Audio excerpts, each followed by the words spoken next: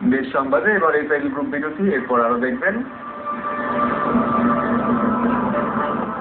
মিশরের প্রেসিডেন্ট নির্বাচনে ভোট গণনা চলছে, প্রাথমিক ফলাফলে এগিয়ে মুসলিম ব্রাদারহুড প্রার্থী মাহমুদ মুরসি।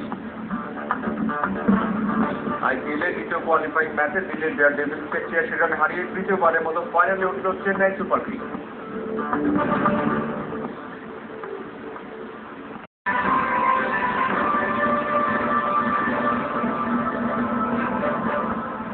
দেখছেন দেশ সংবাদ। বাংলাদেশে শিক্ষা, স্বাস্থ্য ও পর্যটন খাতে বিনিয়োগের আগ্রহ প্রকাশ করেছে ভারতের শীর্ষ শিল্প গ্রুপ সাহারা ইন্ডিয়া পরিবার। শুরুতে প্রাথমিকভাবে আবাসন খাতে ১২ কোটি মার্কিন ডলার বিনিয়োগ করবে প্রতিষ্ঠানটি। রাজধানীতে এক সংবাদ সম্মেলনে এসব কথা জানান সাহারা গ্রুপের চেয়ারম্যান সুব্রত রায় সাহারা।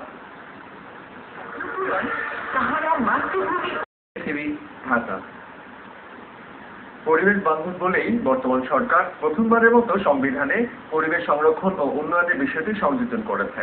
এছাড়া পরিবেশ, বন, জলাধার ও জীববৈচিত্র্য রক্ষায় প্রণয়ন করা হয়েছে বেশ কয়েকটি আইন। আওয়ামী লীগের উদ্যোগে আয়োজিত পরিবেশ বিষয়ক এক সেমিনারে বক্তারা এসব কথা বলেন। ঢাকা। আন্তর্জাতিক প্রসঙ্গ। মিশরের প্রেসিডেন্ট নির্বাচনে ভোটের প্রাথমিক ফলাফলে এগিয়ে আছেন মুসলিম ব্রাদারহুড প্রার্থী মাহমুদ মুরসি। তার নিকটতম প্রতিদ্বন্দ্বী হিসেবে দ্বিতীয় স্থানে রয়েছেন একনায়কপন্থী প্রার্থী আহমদ শফিক। মিশরের নির্বাচন কমিশন থেকে জানানো হয়েছে ১৩,০০০ ভোট কেন্দ্রের মধ্যে ১১,০০০ ভোট কেন্দ্রের পূর্ণ ফলাফল পাওয়া গেছে। এতে মুসলিম ব্রাদারহুডের প্রার্থী মাহমুদ মুরসি এগিয়ে আছেন।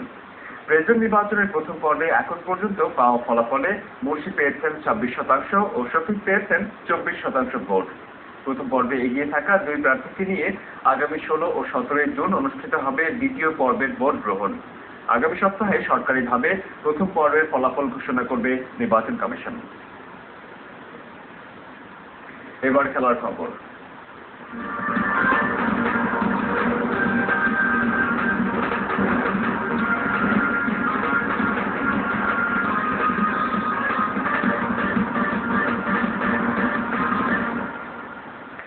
আইপিএলের দ্বিতীয় কোয়ালিফাইং ম্যাচে দিল্লির ডেয়ারডেভিলসকে ৮৬ রানে হারিয়ে তৃতীয়বারের মতো ফাইনালে উঠল চেন্নাই সুপার কিংস। চেন্নাইয়ের দেয়া ২২৩ রানের টার্গেটে ব্যাট করতে নেমে ১৩৬ রানেই গুটিয়ে যায় সেহবাগ বাহিনীর ইনিংস। হোম গ্রাউন্ডে টস হেরে ব্যাট করতে নেমে উদ্বোধনীতে ঝড় তুলেন ওপেনার মুরলী বিজয়। ২০ রান করে হাতে আউট হলেও জ্বলে ওঠেন বিজয়। দিল্লির বোলারদের হতাশ করে ৫১ বলে ১৫টি চার ও ৪টি ছক্কার সাহায্যে সেঞ্চুরি উপহার দেন বিজয়। তার ১১৩ ও ব্রাভোর ১২ বলে ৩৩ রানে ৫ উইকেটে ২২২ রান তোলেন বর্তমান চ্যাম্পিয়নরা। বিশাল টার্গেটে ব্যাট করতে নেমে শুরুতে ২ উইকেট হারায় দিল্লি ডেয়ারডেভিলস। এক প্রান্তে জয়াবর্ধনে ৫৫ রান করলেও ম্যাচ জেতার জন্য তা যথেষ্ট ছিল না। শেষ পর্যন্ত ১৬ ওভার ৫ বলে ১৩৬ রানে অল আউট হয় Delhi daredevils.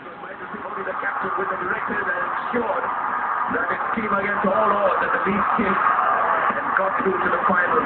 Unbelievable, really. And you've got Trent ব্রিজে ৩ ম্যাচ সিরিজের দ্বিতীয় টেস্টে স্যামুয়েলসের সেঞ্চুরিতে প্রথম দিন শেষে সুবিধাজনক অবস্থানে ওয়েস্ট ইন্ডিজ। দিন শেষে ক্যারির বিরুদ্ধে সংগ্রহ ৬ উইকেটে ৩০৪ রান। টস জিতে ব্যাট করতে নেমে আগের মতোই ব্যর্থতার পরিচয় দেয় উইন্ডিজ দলের টপ অর্ডারের ব্যাটসম্যানরা। এক পর্যায়ে লাঞ্চের আগে ক্যারিবীয়রা হারায় ৪ উইকেট।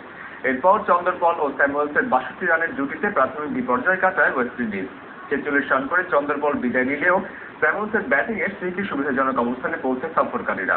স্যামুয়েলসের সঙ্গে সমান তালে ব্যাট করে দলকে এগিয়ে নেন অধিনায়ক স্যামি। ১৪টি বাউন্ডারিতে স্যামুয়েলস তুলে নেন ক্যারিয়ারের তৃতীয় সেঞ্চুরি। দিন শেষে স্যামুয়েলস ১০৭ ও ৮৮ রানে অপরাজিত আছেন স্যামি।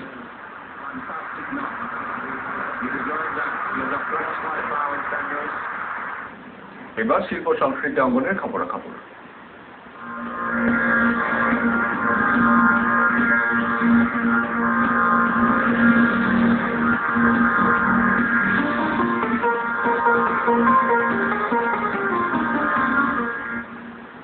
কাজী নজরুল ইসলামের গান বাঙালির চেতনার অপার উৎস।